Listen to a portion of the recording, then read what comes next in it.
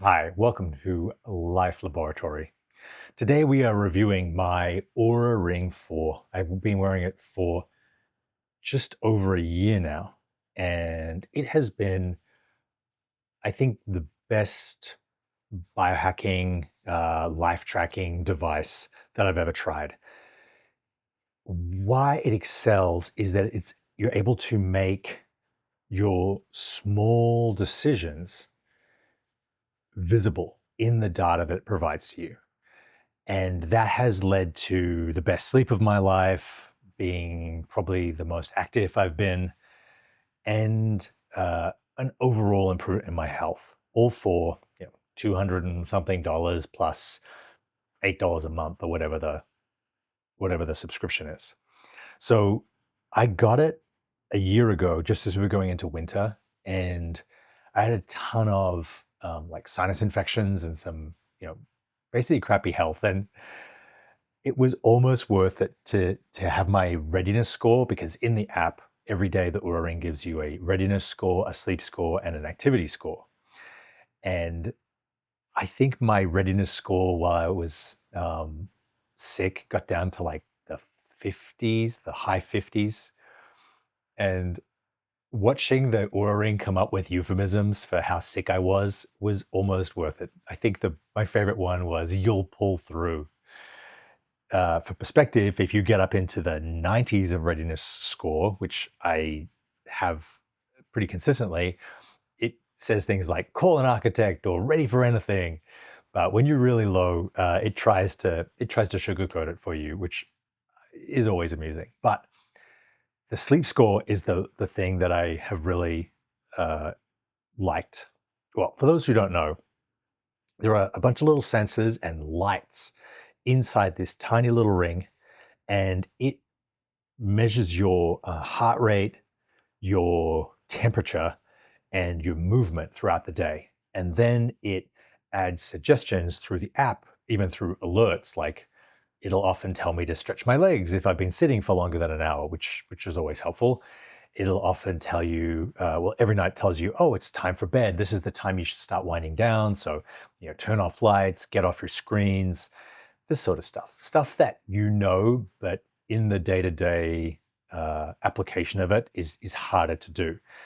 So I found it really useful for that. I also knew that I shouldn't be looking at screens for an hour before bed, for 2 hours before bed. And but I could never correlate that precisely to how it affected my sleep.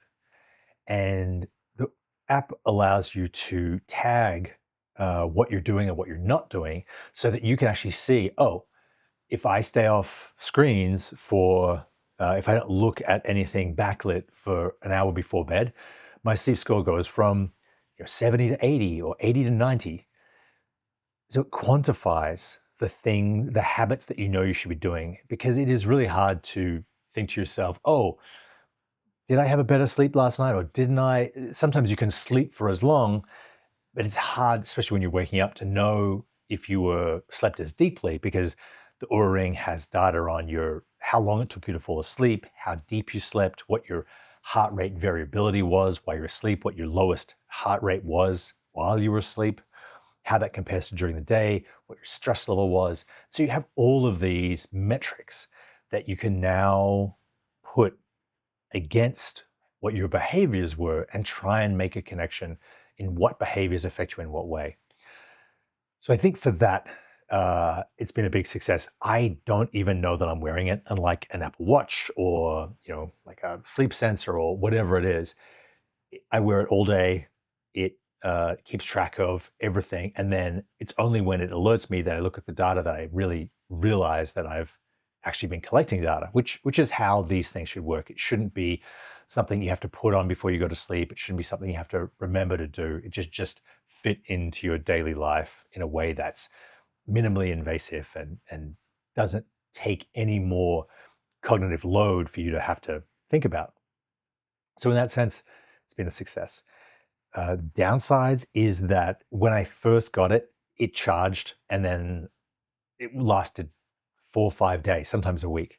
Now it's after a year, the battery life has decreased to the point where I need to charge it every second or third day. So I wonder if that's going to keep decreasing, or I wonder if I've, just hit sort of a plateau now where I won't need to do that anymore. It does, and this is another downside, potential downside. It does lead to this gamification of wellness. And by what I mean is, it knows that people like getting little dopamine hits from achievements, from uh, if you get over 85% on a particular score, it gives you a crown, and it tracks how many crowns you get, how often you get them, how close you are to getting them. And so if I wake up at 6 a.m. and before you even have to like take your phone off airplane mode, which I do every night, you can look at your Aura stats and see if you got the sleep crown, which then translates into the readiness crown. And if I'm close, like I'm 83 out of 80 out of 100, so 85 is what you need for a crown, I will just lie in bed for another 20 minutes, waiting for it to think that I slept 20 minutes more and give me those extra 2 points. In the past, I probably would have gotten up. Now, I don't know if that extra 20 minutes of just lying quietly in bed is good for me, if it really translates to readiness, or I'm hacking the algorithm of the Oura ring. But once you get a whole week of like triple crowns, you tend to not want to lose them. So you end up behaving in ways of, which is good. It's that Seinfeld idea of like, don't break the streak. For those who don't know, Seinfeld said if you want to be a good comedian, you have to write jokes. And writing jokes is hard, and sitting down and writing jokes is difficult. So what he would do is have a calendar. Every day he wrote jokes, he would put an X on the calendar. And once he had written jokes for 2 or 3 or 4 days, he was in a streak, and he didn't want to break the streak. So writing jokes became not easier, but something that you wanted to do to keep your streak going. And you would have a record of like 20 days in the row. And when you were getting close to that, you wanted to break it again. So even if it became really difficult and inconvenient, like you're on an airplane, you would sit down and write the jokes so that you could get that X. I think that's what is happening with the Oura Ring. So I'm interested in to see how uh, that's going to translate. This is the 4, so there there are more things coming out. So Oura is expanding into the glucose monitors that you put on your the back of your arm, and it keeps track of your glucose level through the same app. That's only, I think it's $100 something. I might get that next. They also have a partnership where you can actually get your blood taken at a pharmacy or a diagnostic center and see about other things like other markers like your cholesterol. Unfortunately, I can't do it. There's no Quest centers in Vermont where I live. There are in New York City where I go a lot, but New York isn't in the program yet, so you can't go to a Quest center and get it drawn in New York.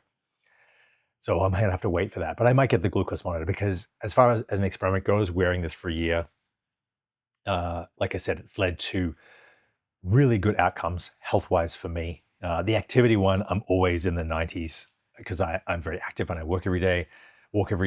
The readiness score goes up and down, but the sleep score really has improved. And I think my low heart rate is now high 40s, low 50s. It was in the 70s when I started wearing the ring, the 60s or 70s. Stress has gone way down as it's measured, though I take it with a grain of salt. I am often the most stressed after I do martial arts, which I think is just kind of like my healthy cortisol levels coming down, and healthy heart rate. So I don't try and avoid that. And I'm glad that they don't give you a like crown and try and have you hack your stress, because I think stress is good as far as it's measuring. It's not measuring chronic stress, it's measuring your body being active and your mind being engaged. There is a stressed, engaged, relaxed sort of metric, but you don't want to always be relaxed. But yeah, as far as people getting into biohacking, I think my personality goes well with it. Like I take it with a grain of salt. Like I don't, apart from staying in bed for extra 20 minutes in the morning, I haven't organized my life, and it hasn't led to anxiety for me. I read an article in the Times where the guy was basically saying, oh, once you start this kind of biohacking journey and getting all these metrics, it can lead to anxiety of will I or won't I, and that leads to more stress. For my personality and I'm not a very anxious person. This has been good information that I'm able to use to make better decisions. And I'm looking forward to, starting with the ring. Now I'm going to go into other things as well. But interesting product, interesting time. I mean, I still can't believe that they pack, it is like living in a science fiction world, that they pack a whole bunch of sensors and batteries and Bluetooth and data into something that is pretty much indistinguishable from a normal ring. I've only ever had one person comment and notice that it was an Oura ring because they had one as well. Well, that's my review of the Oura Ring 4, how it's affected my life. Thank you very much for watching. Check out the channel for more reviews like this.